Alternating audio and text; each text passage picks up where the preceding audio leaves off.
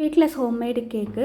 அதுக்காக நான் 1 cup maida, 2 spoon cocoa powder, baking soda, baking powder, 1 pinch வந்து உப்பு சேர்த்து சலிச்சு எடுத்துக்கலாம்.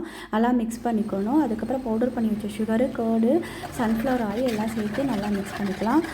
நம்ம ஆல்ரெடி சலிச்சு வச்சுருக்க maida, cocoa powder, baking soda, powder, உப்பு எல்லாம் சேர்த்து வச்சுருக்கோம். ஸோ அதையும் நல்லா இந்த மாதிரி மெதுவாக மிக்ஸ் பண்ணிக்கணும்.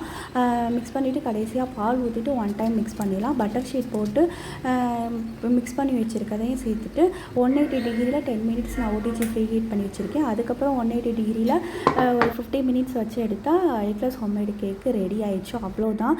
நீங்கள் அப்படியே வச்சு ஐசிங் வேணால் பண்ணிக்கலாம். நான் வந்து டின்னில் வச்சு ஐசிங் பண்ணி சுகர் சிரப்பு கொஞ்சம் ஆட் பண்ணிவிட்டு அதுக்கப்புறம் ஐசிங் பண்ணியிருக்கேன். அவ்வளோதான். ஃப்ரிட்ஜில் எடுத்து வச்சிடலாம். நெக்ஸ்ட்டு வந்து விப்பிங் க்ரீமில் வந்து கொஞ்சமாக சாக்லேட் சிரப் சேர்த்து க்ரீம் ரெடி பண்ணிவிட்டு அதையும் வந்து மேக் பண்ணியாச்சு. அவ்வளோதான். ஃபைனல் வந்து கொக்கோ பவுடர் ஆட் பண்ணிவிட்டு ஃபைனலாக நான் அவுட்புட் தான். கீழே வேணால் நான் டேக் பண்ணுறேன். நீங்கள்